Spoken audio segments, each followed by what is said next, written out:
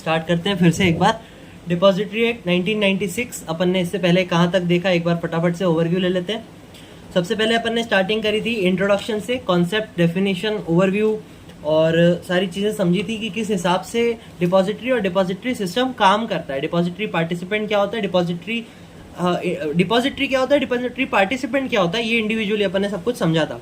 ठीक है, फिर आई थी अपन की बैंक एंड डिपॉजिटरी के ऊपर अपन ने कुछ बात करी थी, डिफरेंस बिटवीन की, कि उसमें फंड की बात करी गई है, इसमें सिक्योरिटीज़ की बात करी गई है। ठीक है, फिर depository system, depository mode, role क्या थे डिपॉजिटरी के, क्या फंक्शंस वो प्ले करती है, क्या उन लोगों के काम ऐसे हैं जो उन लोगों को करने हैं। डिपॉजिटरी और कस्टोडियन के ऊपर अपन ने देखा था, वो कहा था कि रीड ओनली है, कोई इतना इंपॉर्टेंट खास नहीं है।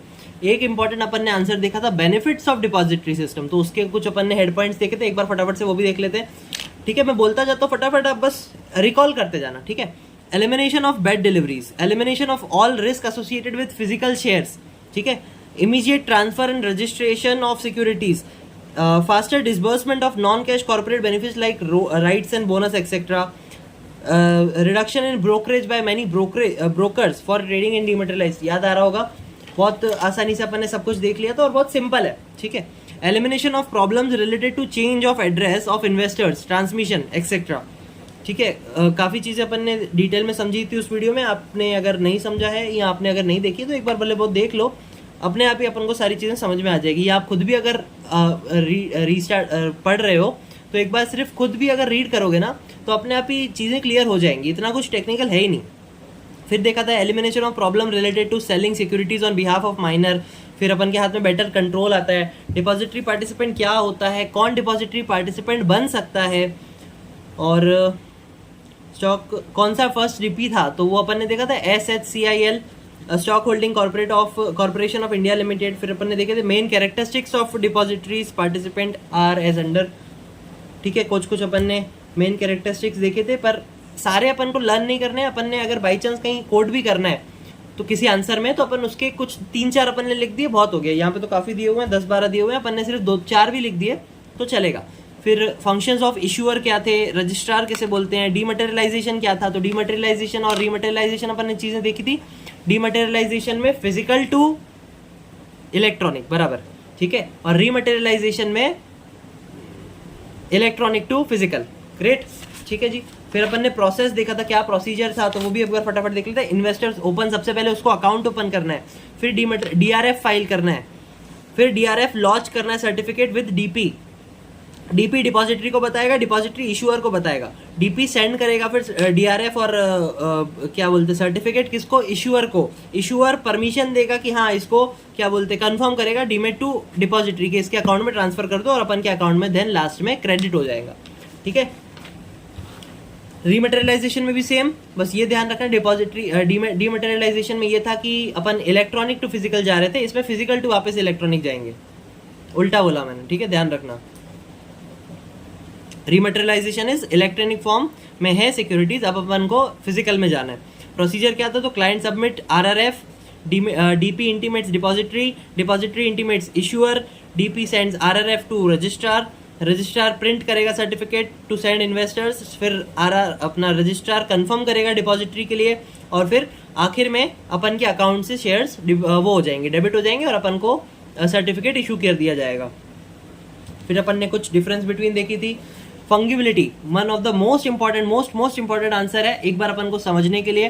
क्या चीज़ अपन ने देखी थी, वो अपन को बैंक वाला एग्जाम्पल देखा था कि कोई राज गया था एग्जाम उसमें बैंक में, और उसको दूसरी बार जब उसने पहले डिपॉजिट करे तो पैसे कुछ और, करेंसी नोट कुछ और थे उसके, और फिर उसके बाद उसको जब बैंक ने वापस निकाले उसने तो कोई और करेंसी नोट दी थी, तो इट इज़ अलाउएबल, और यहाँ पे कुछ भी गलत नहीं है। इसी कॉन्सेप्ट को बोला जाता है fungibility, that is interchangeable commodity और interchangeable things, and all certificate of the same securities shall become interchangeable in the sense that investors lost the right to obtain the exact certificate he surrendered at the time of entries into depository।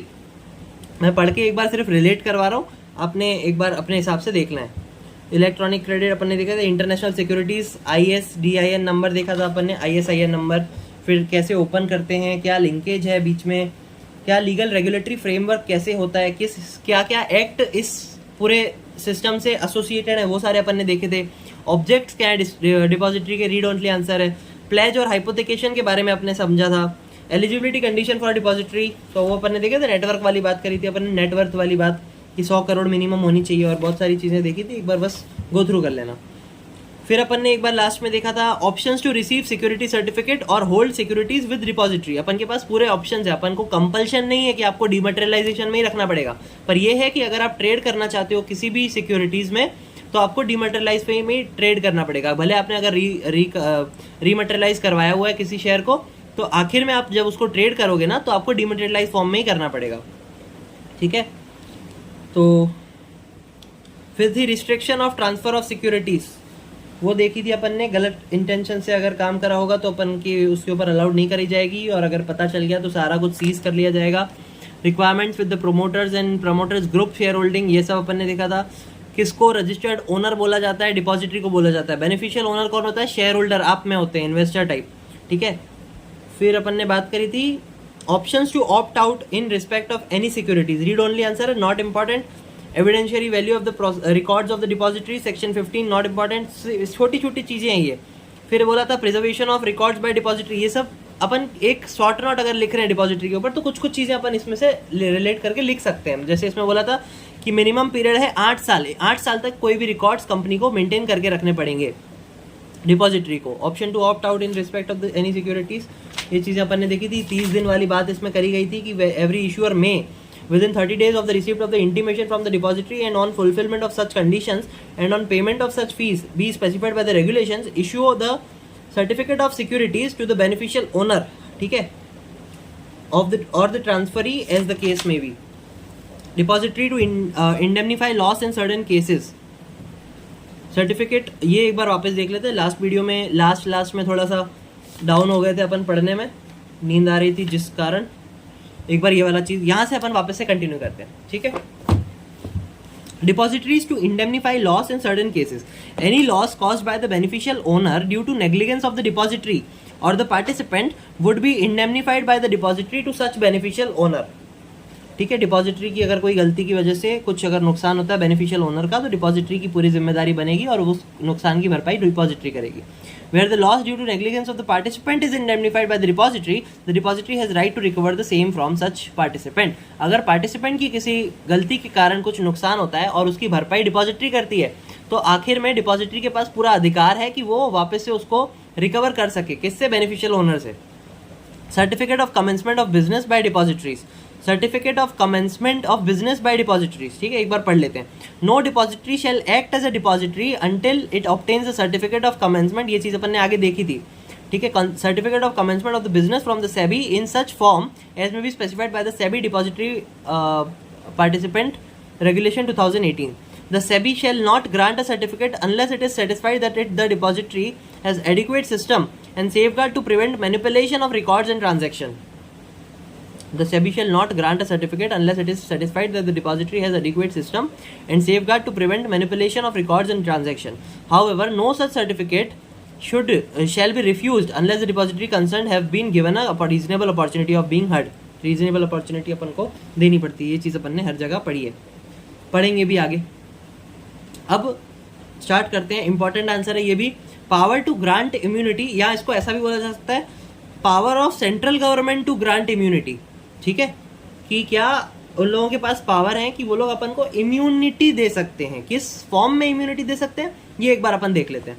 The central government if satisfied and on recommendation by the SEBI may grant immunity to any person from prosecution for any offence under this act और the rules और the regulation made there under or also from the imposition of any penalty under these act with respect to the alleged violation if such person has made a full and true disclosure in respect of alleged violation. अगर मैंने कोई गलती करी है और मैंने पूरी तरीके से सरेंडर कर दिया या बता दिया कि हाँ यार मेरे से ये गलती हुई है, ठीक है, तो सेंट्रल गवर्नमेंट को अगर लगा और सेबी के रिकमेंडेशन के साथ वो लोग अपन को इम्यूनिटी दे सकते हैं कि कोई भी अगर नुकसान हुआ है तो वो लोग बोलेंगे ठीक है अभी आपको पेनल्टी भी नहीं भरनी या कुछ नहीं करना, वो अपन को एक इम्यूनिटी दे देंगे, अपन को वहां से एक क्या बोलते हैं बचाव करेंगे अपन को एक तरीके से। However no such immunity shall be granted by the central government in case where the proceedings for the prosecution for any such offence have been instituted before the date of the receipt of application from for grant of such immunity. इस point में क्या बोला गया है कि अगर कोई case, अगर कोई चीज़ के लिए आपने कुछ गलत किया, अपने उनको गवर्नमेंट को बता भी दिया, गवर्नमेंट मान भी गई और उन लोगों ने अपन को इम्यूनिटी देने के लिए हाँ भी कर दिया, और इम्यूनिटी के एप्लीकेशन के रिसिप्ट आपको जब तक इम्यूनिटी की नहीं मिलती है और करने से पहले अपन ने एप्लीकेशन फाइल कर दी और एप्लीकेशन की रिस्पॉन्स मिलने से पहले, मतलब अपन को रिसिप्ट मिलने से पहले इस बीच में अगर आपने कुछ नुकसान करा है ना, या कुछ आपने गलत इंटेंशन से कुछ करा है, तो फिर आपको ग्रांट नहीं करी जाएगी, आपको खारिज कर दी जाएगी आपकी इम्यूनिटी को। Any immunity granted to the person may at any time be withdrawn by the central government. ये ऊपर वाला जो पॉइंट था ना, वो आप एक बार पढ़ना वापस, आपको अपने आप ही रिलेट हो जाएगा जो मैंने बोला उसके साथ। हाँ, एक बार वो भी देख लेते चलो। However, no such immunity shall be granted by the central government in cases where the proceedings for the prosecution for any such offence have been instituted, जो आपने कर दिया है before the date of receipt of application, आपने application भरी और before the receipt of application, उस बीच आपने वापस से कुछ कर दिया, कीड़ेकांडी कुछ लोगों को होती रहती है, तो फिर कर दिया उसने वापस कुछ date of receipt of application के पहले, for grant of such immunity, तो आपको इम्यूनिटी ग्रांट नहीं करी जाएगी सेंट्रल गवर्नमेंट के द्वारा। फिर थर्ड पॉइंट देखते हैं। अब ये शायद क्लियर हो ही गया होगा अच्छे से। अब थर्ड पॉइंट में क्या बोला कि an immunity granted to the person may at any time be withdrawn by the central government if it is satisfied that such person had in the course of the proceedings not complied with the conditions on which the immunity was granted or had given false evidence, and thereupon such persons may be tried for the offence with respect to which the immunity was granted for the any other offence of which he appears to have been guilty in connection with the contravention, and shall also become liable to the imposition of any penalty under the act to which such person would have been liable and had not such immunity been granted। अगर उसने कुछ भी गलत intention के साथ या not complied with any condition, ये वाला पॉइंट एक बार वापस देखते हैं क्या बोला, लाइन वाइज पढ़ते हैं। मैंने अभी खुद से मेरे को ऐसा लगा कि ये पूरा पढ़ लिया, फिर वापस से तो पढ़ना, ये तो टाइम वेस्ट हो रहा है फालतू में, ठीक है, आपका भी मेरा भी। एक बार देखते हैं कि an immunity granted to a person may at any time been withdrawn by the central government if it is certified that the such person had in course of the proceeding not complied with the condition on which the immunity was granted, जिस condition पे आपको immunity मिली थी वो आपने follow नहीं करी। फिर had given false evidence, and thereupon such person may be tried for the offence with respect to which the immunity was granted or for any other offence of which he appears to have been guilty in connection with the contravention, and shall also become liable to the imposition of any penalty under this act to which such persons would have been liable had not such immunity been granted। Simple समझ गए अपन। Rights and obligations of depository participants, issuer and beneficial owner, क्या क्या उन लोगों के rights हैं, क्या क्या उन लोगों को फॉलो करना पड़ेगा, भी एक बार फटाफट देख ले। Agreement between depository and participant. A depository shall enter into an agreement with one or more participant as its agent। अपन ने ये चीज़ पहले देखी थी कि डिपॉजिटरी और participant, depository shall enter into an agreement with one or more participant as its agent in such form as may be specified by the bylaws। bylaws यानी कि अपन ने देखा था internal law. Services of depository क्या है, तो any person through a participant may enter into an agreement if such form as may be specified by the bylaws with an depository for availing its service। Surrender of certificate of securities, मैं read कर रहा हूँ, आपको अपने आप ही समझ में आ जाएंगी चीज़ें, सिंपल है, इतना कुछ टफ नहीं है, ठीक है। Surrender of certificate of securities, any person who has entered into an agreement through a participant shall surrender the certificate of security for which he seeks to avail the service of a depository to the issuer in such manner as may be specified by the regulations। जैसा बताया गया होगा ना regulations में या rules and regulations में, जिस हिसाब से स्पेसिफाई करा जाएगा उसी हिसाब से सारे काम होंगे। पार्टिसिपेंट को वो सब कुछ फॉलो करना पड़ेगा, अगर सरेंडर ऑफ सर्टिफिकेट करना है तो उस प्रोसीजर को फॉलो करना पड़ेगा, ठीक है। The issuer on receipt of certificate of security shall cancel the certificate of security and substitute in its records the name of the depository as a registered owner in respect to that securities and inform the depository accordingly। depository के साथ ये सारी चीज़ें साझा करनी पड़ेगी और उन लोगों को बताना पड़ेगी। A depository shall on receipt of the information from the issuer enter the name of the person in its record as the beneficial owner. उन लोगों को फिर वहां से वो चीज को हटाना पड़ेगा और नए नाम पे और उस हिसाब से लिखना पड़ेगा जैसा भी वो केस रहेगा।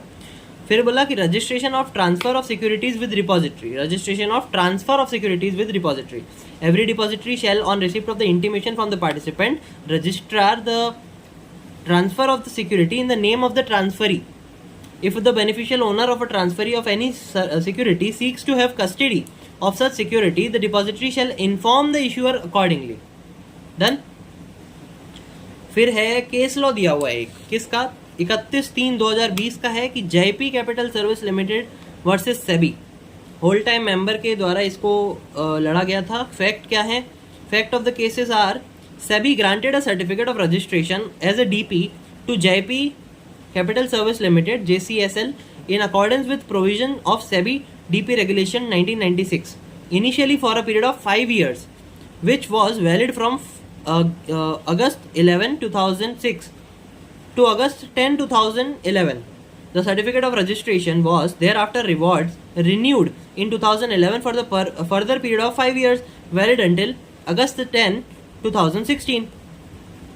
SEBI received a letter from CDSL and NSDL informing that they have terminated the agreement with JCSL because of violation of bylaws of CDSL. ठीक है, and also requested SEBI to cancel the certificate of registration granted to JCSL to act as an DP. ठीक है, कुछ चीज़ें जो bylaws में बोली गई थी CDSL के, वो उसने फॉलो नहीं करी। ठीक है, तो फिर वहाँ पे CDSL ने बोल दिया, एक इशू पास किया कि भैया हमने तो इसको कैंसिल कर दिया, तुम अपना देख लो। तो सेबी ने क्या पास किया? Order passed by SEBI. तो SEBI cancelled the certificate of registration granted to JP capital service Limited with immediate effect. क्यों? क्योंकि उसने, सीबी भी यही सोचेगी ना, सेबी भी यही सोचेगी कि यार इसने इसका फॉलो नहीं किया तो हमारे साथ भी आगे जाके कुछ लोचा लपाटा कर सकता है, तो फिर उसने उसका भी कैंसिल करवा दिया।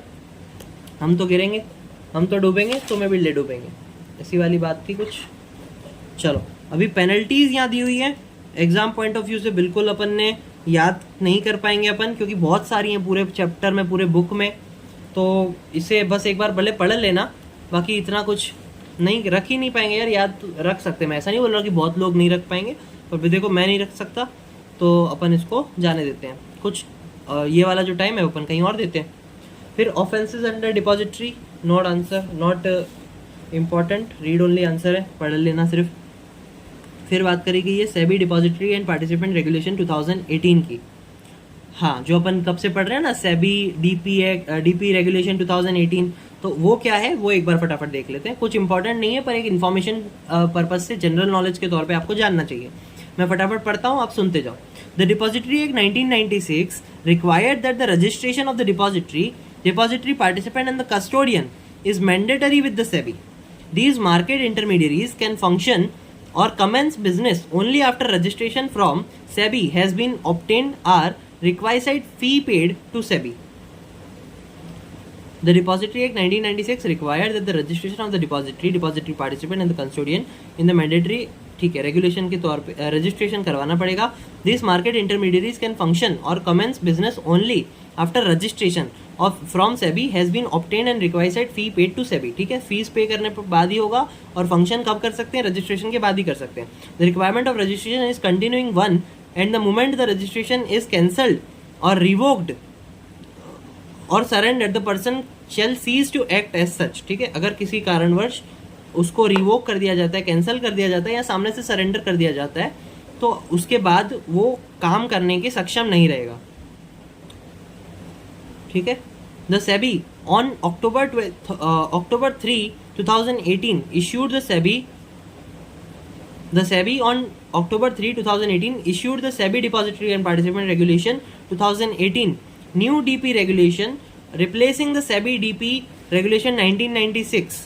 ठीक है, उसको रिप्लेस कर दिया गया था। पहले डीपी जो ये था ना रेगुलेशन, वो था 1996 का, जब का अपन का एक्ट बना हुआ है, और उसके बाद तो काफ़ी सारी चीज़ें आई, ये सब कुछ डेवलपमेंट हुई, काफ़ी चीज़ें, अब जैसे ये डीमेटेरियलाइज सब तो कुछ था नहीं, तो सारी चीज़ें उसको अपडेट कर दिया गया। किससे?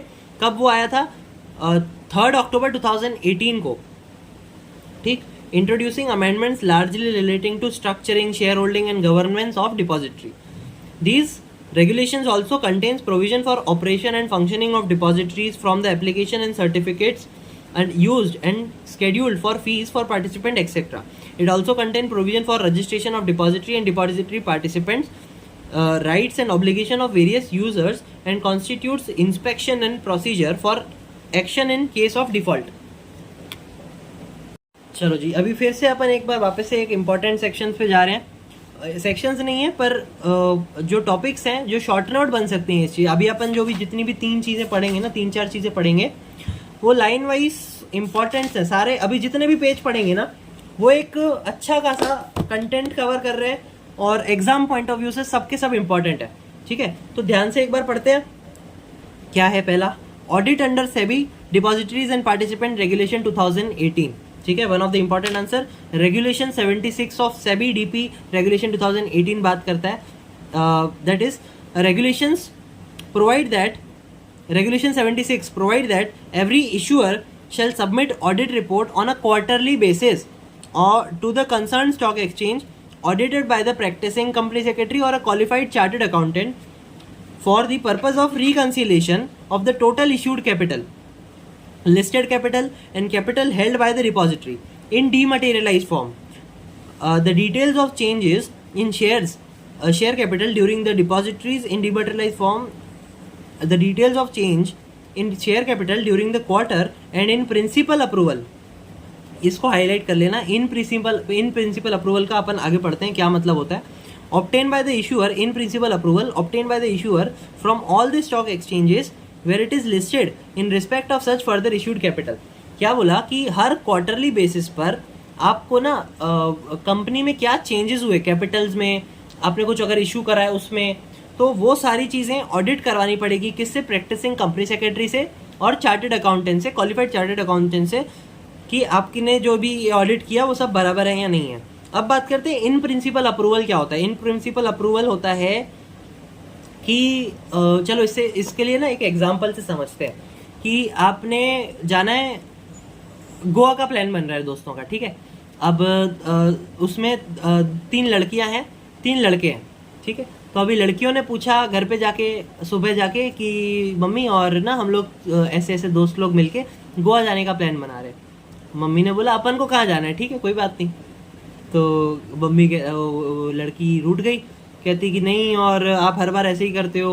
और फिर उसने ब्रह्मास्त्र चलाया, बोले कि अब मैं कुछ खाऊंगी पीऊंगी नहीं. ठीक है, दोपहर हो गई, उसने कुछ खाने का टाइम हो गया, नहीं खाया. मम्मी को बोला कि आपका हर बार का है और आप सुनती, मेरे को हर बार ऐसे ही होता है. वो जो कुछ भी बोला तो मम्मी मान गई.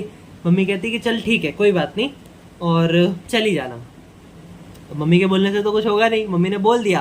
और पापा का भी अप्रूवल जरूरी है ना, पापा ही तो मेन है. तो अभी उसने बोला कि मम्मी अब पापा से आप ही बात करना. तो मम्मी बोलती कि चल ठीक है बात करते. तो रात को बात हुई और पहले तो मम्मी ने देखा होगा कि हाँ पापा का मूड कैसा है, ठीक है कि थोड़ा ऐसे डाउन सा है. तो मम्मी पापा का मूड खुश था और मम्मी ने खाना वाना अच्छे से खिलाया. फिर सब साथ में बैठे थे और लड़की भी दूर जाके ऐसे पढ़ने लगी कि हाँ, और सुन तो रही थी, कान तो वहीं जाएंगे क्योंकि बातचीत चलने वाली है अपने काम की. पढ़ाई की एक्टिंग कर रही थी. ठीक है, बातचीत हुई थोड़ी और मम्मी ने पूछा कि सुनो और ऐसे ऐसे ना इसका कुछ दोस्तों ने मिलके प्लान बनाया है गोवा का और ऐसे ऐसे गोवा जाने का सोच रहे हैं ये लोग. कहते हैं ठीक है जाने दो उन लोगों को, अपन को थोड़ी जाना है. तो मम्मी क्या बोलेगी तुरंत? मम्मी एकदम से पलट जाएगी कि हाँ मैं तो इसको सुबह से बोल रही हूँ, ये मानती कहाँ है और खाना वाना नहीं छोड़ के बैठी हुई है, पढ़ाई लिखाई करनी नहीं है और इधर उधर गोवा जाना है. तो ठीक है, एग्जाम्पल अपना कंप्लीट हुआ. अभी अपन इसको समझते हैं अपन के इन प्रिंसिपल अप्रूवल के साथ कि क्या बोलना चाह रहा है.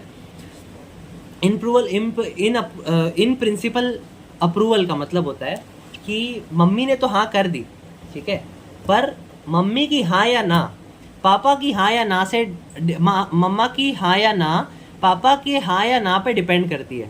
ठीक है, कैसे कि अगर मम्मी ने हाँ या ना बोल दिया, मम्मी ने मान लो हाँ बोल दिया, ठीक है, पर क्या वो लड़की चली जाएगी गोवा? नहीं, जब तक प्रिंसिपल का अप्रूवल नहीं मिल जाता. इन प्रिंसिपल अप्रूवल यानी कि मम्मी का अप्रूवल मिल गया, अब पापा का अप्रूवल मिलेगा. पापा ने अगर हाँ बोली तो ही मम्मी के अप्रूवल की हाँ मानी जाएगी. पापा ने अगर मना कर दिया तो फिर मम्मी का भी मना ही हो जाएगा कि हाँ ठीक है मैं तो कब से बोल रही थी, ठीक है। तो पापा की हाँ तो ही मम्मी की हाँ, पापा की ना तो मम्मी की भी ना, ठीक है। भले ही मम्मी ने पहले हाँ बोल दिया तो भी, इसको बोलते हैं इन प्रिंसिपल अप्रूवल। इसको अगर भले आपको अगर शॉर्ट में नोट करना हो ना, तो वहाँ पे नीचे जो जगह दी हुई है वहाँ लिख देना इन प्रिंसिपल, गोवा वाला एग्जाम्पल। और हिंदी में ऐसे लिख सकते हो कि हाँ करी पर ऊपर वालों ने हाँ नहीं करी तो हमारी भी ना होगी। ऊपर वाले यानी कि अपन से सुपीरियर अथॉरिटी वाले, ठीक है जी, क्लियर। द ऑडिट रिपोर्ट, आगे का पॉइंट पढ़ते हैं। The audit report is required to give the updated status of the register of members of the issuer and confirm that security have been dematerialized as per request within 21 days from the date of receipt of request by the issuer, and where the dematerialization has not been effected within the stipulated period, the report would disclose the reason such delay। ठीक है, company को, register of member को अगर कोई dematerialise form में transfer करने securities को, तो 21 दिन के अंदर इसको ये चीज़ करनी पड़ेगी। और बाई चांस किसी कारणवश वो नहीं कर पाता है तो फिर स्पेसिफाई करना पड़ेगा कि क्या कारण की वजह से आपका डिले हुआ। Then the issuer in under an obligation, the issuer is under an obligation to immediately bring to the notice of the depositories and the stock exchanges any difference observed in its issued listed and the capital held by the depository in dematerialise form. जैसे अपन ने ऊपर पढ़ा कि क्या आपकी company की तरफ से कुछ डिफरेंस आया है इशू करने में, लिस्ट करने में, कुछ अगर आपकी लिस्टिंग हुई है बोलते ना अपना, और फ्यूचर एफपीओ निकालते हैं तो, और अपन की अगर फर्दर लिस्ट हुआ है, कुछ सिक्योरिटीज़ बढ़ी हैं, कैपिटल बढ़ा है, कुछ चीज़ें ऐसी देखी जा रही हैं जो एक मेन कंपनी के ओवरऑल कैपिटल स्ट्रक्चर पे इफेक्ट करती है, या नंबर्स में चेंजेस होते हैं, तो वो चीज़ को ध्यान में रखते हुए ऑडिट करवाना पड़ेगा। ठीक है, सिंपल आंसर है, इजी आंसर है, समझ के रखो। और ये ध्यान रखना बस कि ना अभी जो 3-4 टॉपिक अपन पढ़ेंगे उसमें से शॉर्ट नोट आ सकती है। फिर पढ़ते हैं अपन internal audit of operation by depository participant. Internal audit कैसे करते हैं डिपॉजिटरी पार्टिसिपेंट में, क्या ऑपरेशंस को अपन को इंटरनल ऑडिट करना है वो देखते हैं। इंटरनल ऑडिट यानी कि कंपनी के डिपॉजिटरी पार्टिसिपेंट के जो कार्यक्रम चल रहे हैं ना, उसके अंदर के सारे चीज़ों को ऑडिट करना, इंटरनल चीज़ों को ऑडिट करना। The two depository services provided in India, NSDL and CDSL, have allowed company secretary in whole time practice to undertake internal audit of the operations of the depository participant depository participants। अब ये ऐसा क्यों हुआ था ना, वो आपको एक कहानी बताता हूँ कि लिखी हुई है, मैं सिर्फ पढ़ता हूँ, आप सुनना। NSDL has wide its circular noticed amended by its bylaws as follow। bylaws अपन हर जगह पढ़ रहे थे, bylaws का मतलब वही है इंटरनल ऑडिट, इंटरनल रूल्स जिसका यहाँ पे ऑडिट होगा। Every participant shall ensure, NSDL ने क्या बोला, every participant shall ensure that an internal audit in respect to the operation of the DP depositories is conducted। एक मिनट, हाँ ठीक है। Every participant shall ensure that an internal audit in respect of the operations of the depositories is conducted at intervals of not more than 3 months by the qualified chartered accountant or a company secretary holding a certificate of practice and a copy of the internal report and shall be furnished to the depository। ठीक है, depository को करनी पड़ेगी अपने 3 महीने के अंदर internal audits को किसी से भी, चार्टेड अकाउंटेंट से या कंपनी सेक्रेटरी जो प्रैक्टिस में है उससे करवा सकते हैं। और NSDL ने अब बोला है तो जाहिर सी बात है CDSL भी बोलेगी। CDSL ने भी यही चीज़ बोली, बस थोड़ी सी लैंग्वेज उसने थोड़ी सी अलग यूज़ करी, एक बार वो भी देख लेते हैं। CDSL has vide its letter notified amended of its bylaws as follow। Every participant shall ensure that an internal audit shall be conducted in respect of the participant's operation relating to CDS by a qualified chartered accountant in accordance with the provision of the Chartered Accountant Act 1949 or by a company secretary in practice in accordance with the provision of Company Secretary Act 1980 at such interval as may be specified by the CDS from time to time। A copy of internal audit report shall be furnished to CDSL। कुछ अलग नहीं बोला इसने, बस वही चीज़ बोली, बस उसमें बोल दिया कि हाँ इस एक्ट के अंदर में ये चीज़ आती है और वैसे आपको करना पड़ेगा। चेकलिस्ट दी हुई है कुछ, checklist of internal audit of operations of depository participants. एक बार फटाफट देख लेते हैं, 3-4 अपन ने बस ध्यान रखनी है, कुछ इतना नहीं है। Account opening, reporting to BOs, BOs बोले तो beneficial owners, dematerialisation and rematerialisation of securities, market traders, off market trades, transmission, return to depositories, grievance redressal mechanism, collateral security, assessment of assignment of business, freezing of account, अपन ने आगे चीज ये पढ़ी थी कि डीमेट अकाउंट को freeze भी किया जा सकता है, क्लोजर ऑफ अकाउंट और प्लेज एंड हाइपोथेकेशन। ठीक है, सारी चीजें अपन ने पहले पढ़ी हुई हैं। अब आगे देखते हैं कॉन्करेंट ऑडिट। ये भी एक तरीके से इंपॉर्टेंट आंसर है, एक तरीके से नहीं, ये भी इंपॉर्टेंट आंसर है, पढ़ लो। Concurrent audit of depository participant, the scope of such audit shall cover the existence. ये चीज़ है ना, ध्यान से रखना, ये कुछ शब्द हैं जिस शब्दों का अगर प्रयोग अपन लिखते वक्त करते हैं ना शॉर्ट नोट के अंदर, तो सामने वाला ना कुछ कुछ चीज़ें ऊपर ऊपर से ही देखेगा और उसको लगेगा कि हाँ यार बंदे ने पढ़ा हुआ है, तो वहाँ पे अपन को थोड़ा सा बेनिफिट मिल सकता है कि भले अंदर आपने कुछ ऐसे शब्द भी यूज़ कर लिए हों जो कुछ रिलेट नहीं करते हैं या कुछ थोड़े से ऊपर नीचे हो गए, तो वो चीज़ उस पर ध्यान नहीं दी जाएगी जब आप ऐसे शब्दों का प्रयोग करते हो। तो बाकी तो अपन ने पूरी तरीके से पढ़ना ही है, नीचे अगर कुछ बाई चांस थोड़ा बहुत ऊपर नीचे हो जाता है तो चल जाएगा, वहाँ पे अपन के मार्क्स कटेंगे नहीं। ठीक है, the scope of such audit shall cover the existence, scope and efficiency of the internal audit, internal control system, compliances with the provision of the Act, SEBI DP Regulation 2018, bylaws, business rules, agreement and system securities in the office of participant in respect of the operation of the depository. क्या इसका scope है? To cover the existence, scope, efficiency of the internal control system, compliances of provisions, ये सब पालन होना चाहिए किसके under में?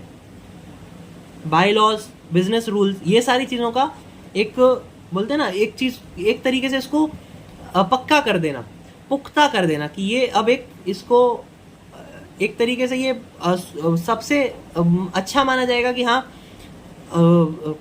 विश्वास के तौर पे कि इसके ये अगर सारा चीज़ बराबर है ना कंपनी की, तो हाँ ठीक है कंपनी एकदम सही है। ठीक है, सामने वाला विश्वास कर लेगा। Bylaws, business rules, agreements and system security in the office of the participant in respect of the operation of the depository.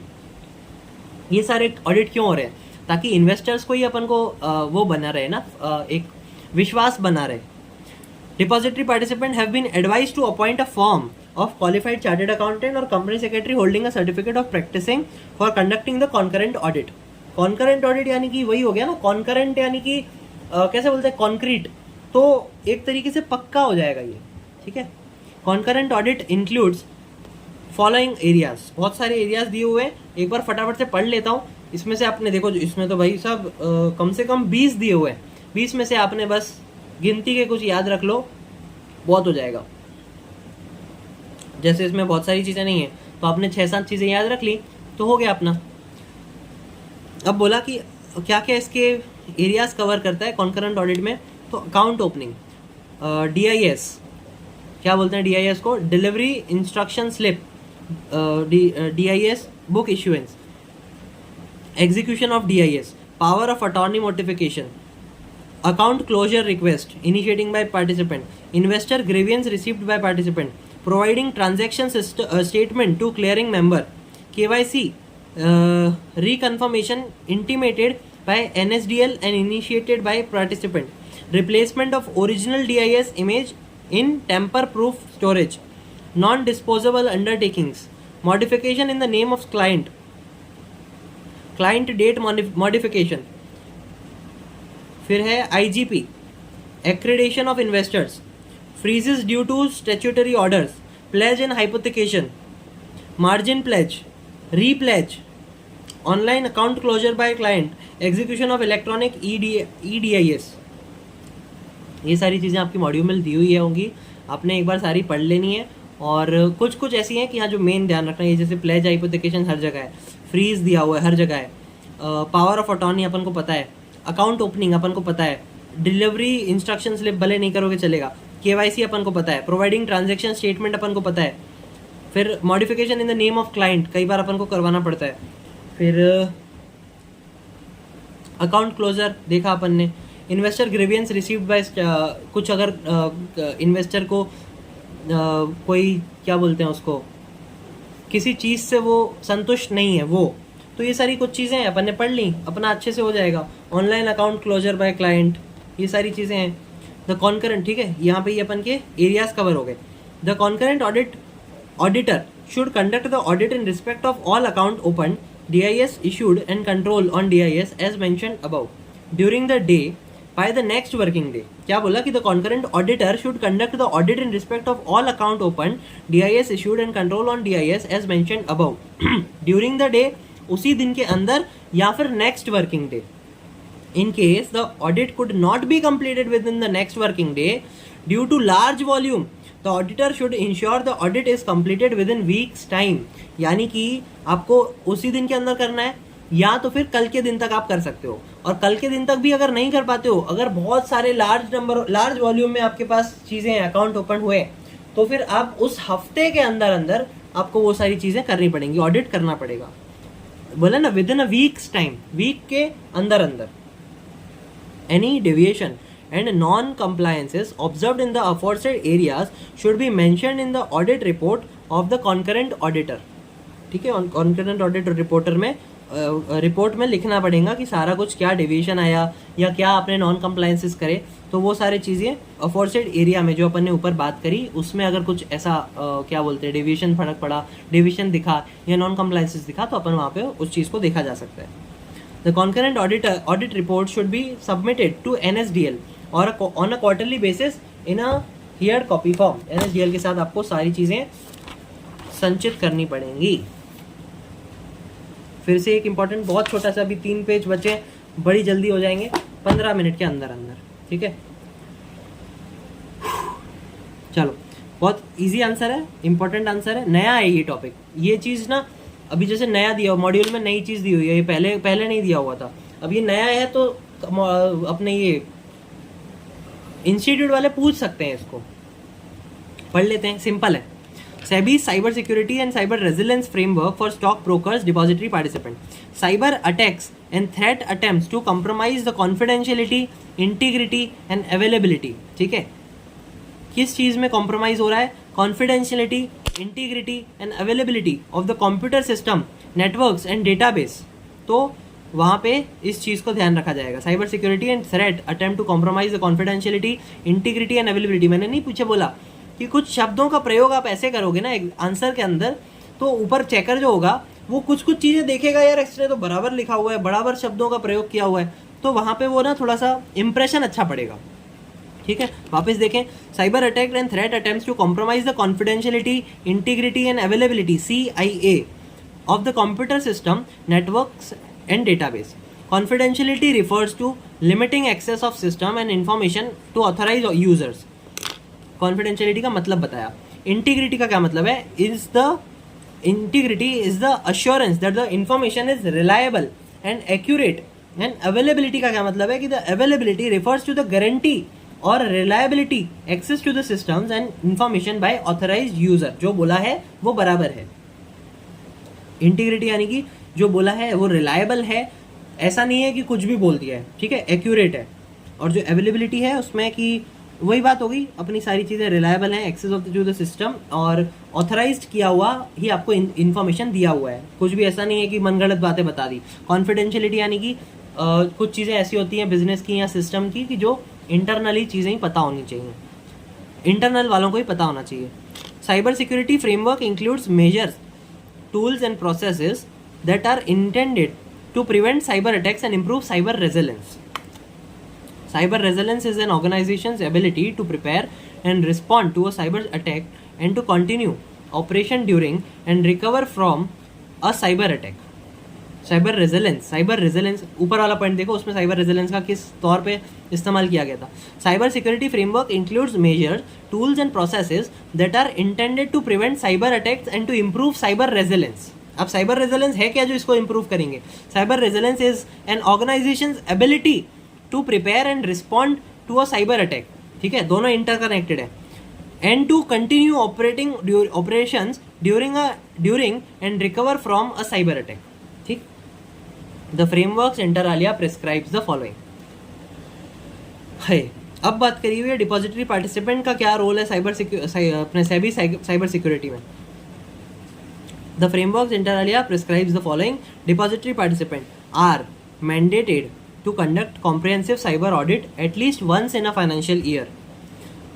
Shall submit with stock exchange depositories a declaration from the MD, CEO, partner, proprietor certifying compliances with all SEBI circular and advisories related to cyber security from time to time, along with the cyber audit report. Depository participant shall identify and classify critical assets based on their sensitivity and criticality for business operations, services and data management. शब्दों को पकड़ो, शब्दों को. Shall identify and classify critical asset based on their sensitivity and criticality for business operations, services and data management. Depository participant shall maintain up-to-date inventories of its hardware and system, software and information system, internal and external details of its network resources, connections to its network and data flow. DP shall carry out periodic vulnerability assessment and penetration test, VAPT test इसको बोला जाता है, VAPT बोला जाता है इसको. Shall carry out periodic vulnerability assessment and penetration test, which inter alia includes critical assets and infrastructure components like servers, networking systems, security advices, load balancers, other IT systems pertaining to the activities done as depository participant, etc. in order to detect securities vulnerability in the IT environment and in-depth evaluation of the securities postures of the system through simulations of actual attacks on its system and network. ठीक है. Brokers depository participant shall conduct VAPT at least once in a financial year. एक साल में आपको एक बार तो करना ही पड़ेगा, फाइनेंशियल ईयर में आपको एक बार तो करना ही पड़ेगा. फिर बात करी हुई है powers of depositories to make bylaws. Bylaws बनाने के लिए, इंटरनल रूल्स बनाने के लिए डिपॉजिटरी के पास क्या पावर है ये देखते हैं अभी. पानी पी लें. चलो जी, आप लोग भी पानी पिया, काफी देर से बैठे हुए हैं अपन. क्या बात कर रहे थे अपन? Powers of depositories to make bylaws. Depositories is required to frame its bylaws within the prior approval of SEBI. SEBI के अप्रूवल के बाद ही आप बायलॉज बना सकते हो. यानी कि अगर आप बायलॉज बनाते भी हो ना तो भी आपको सेबी से पहले अप्रूवल लेना पड़ेगा. Consistent with the provision of the act and regulation made by SEBI there under. SEBI के जो rules और provisions दिए होंगे ना एक्ट के अंडर में, तो वो सारे को फॉलो करना पड़ेगा. SEBI has, however, the power to direct the depositories to amend or revoke any bylaws already made wherever it consider expedient to do so. जब भी SEBI को ऐसा लगेगा कि इस रूल्स को या इस बायलॉ को अमेंड करा जा सकता है या करना चाहिए या रिवोक करना चाहिए कि पूरा ही हटा दो और नया लगाओ, तो वो सेबी कर सकती है. इफ द डिपॉजिटरी फेल्स और neglects to comply with the directions of SEBI may make the bylaw or amend or revoke the bylaws on its own. अगर डिपॉजिटरी फेल हो जाती है ये चीज करने सेबी के बोलने के बाद भी, तो सेबी खुद ब खुद भी कर सकती है. कंटेंट क्या क्या बोले ये बस इतने ही है. ठीक है, ये शॉर्ट नोट्स बन सकती हैं और 3 मार्क 4 मार्क में पूछे जा सकते हैं. अब इसमें क्या बोला कि कंटेंट क्या है, तो कंटेंट एक बार पढ़ लेते हैं. 12 पॉइंट दिए, 6-7 पॉइंट करोगे, ऊपर के 3 पॉइंट लिख दोगे, 3-4 मार्क का बढ़िया आंसर बन गया. Content of the bylaws of the depository would include the eligibility criteria for admission and removal of securities in the depository. Eligibility criteria क्या है for admission and removal of the securities in the depository.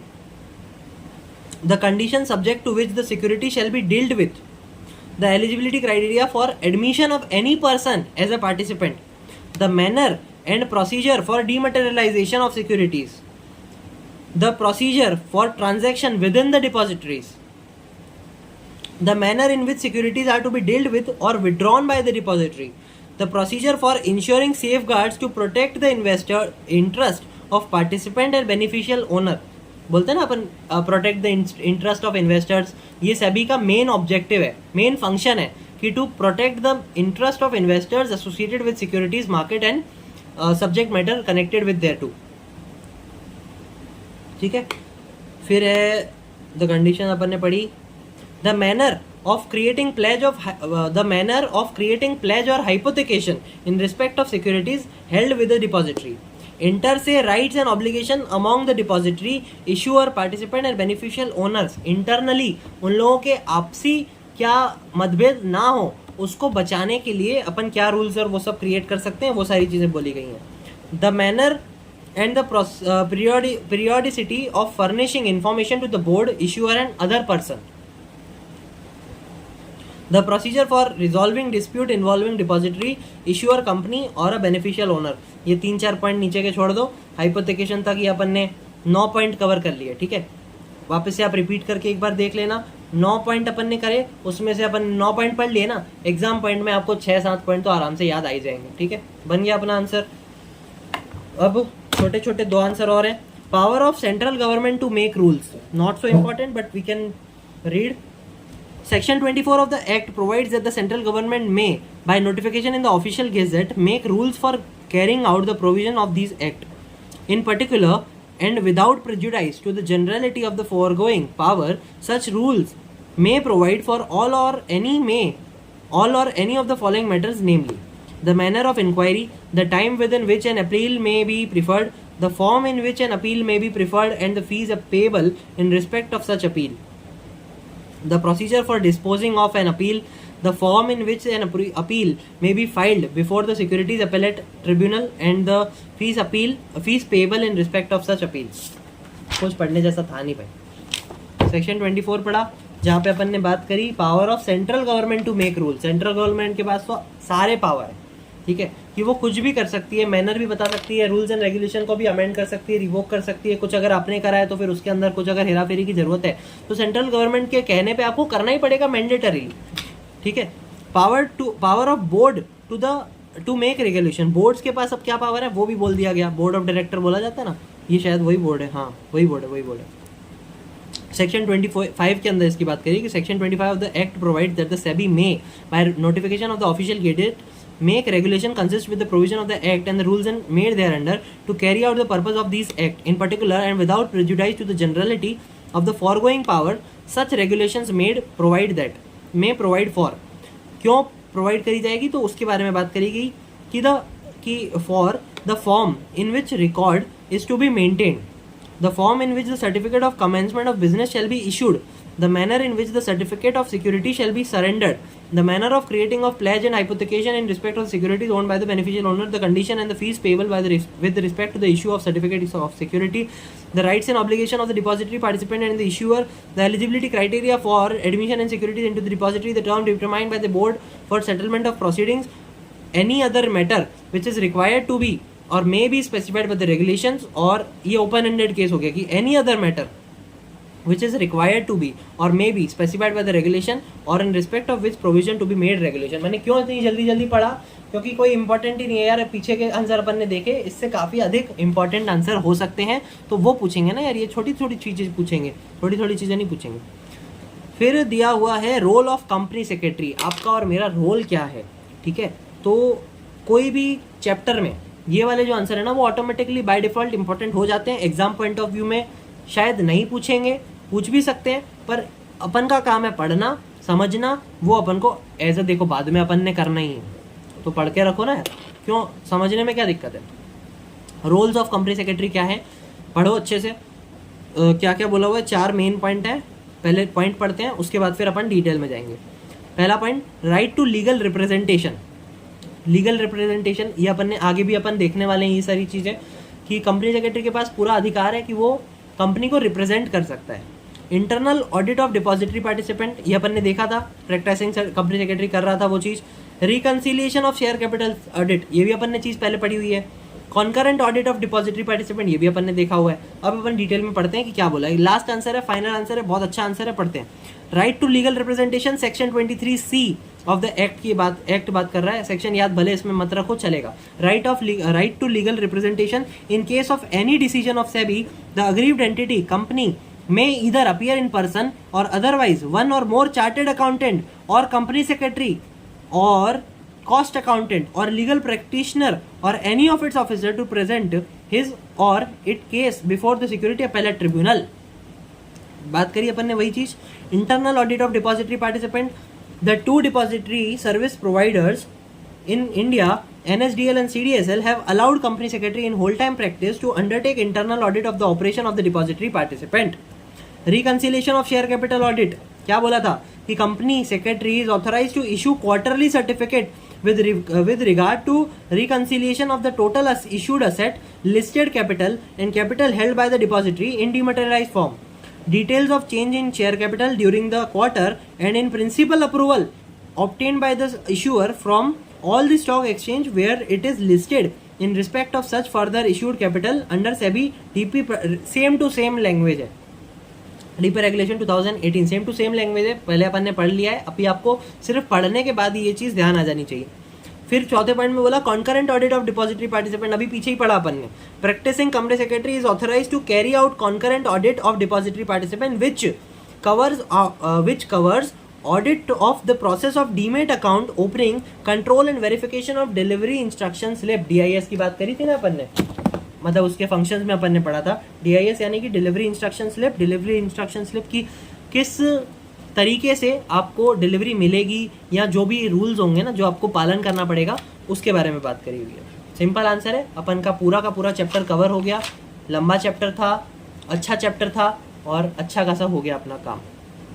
ठीक है जी, thank you.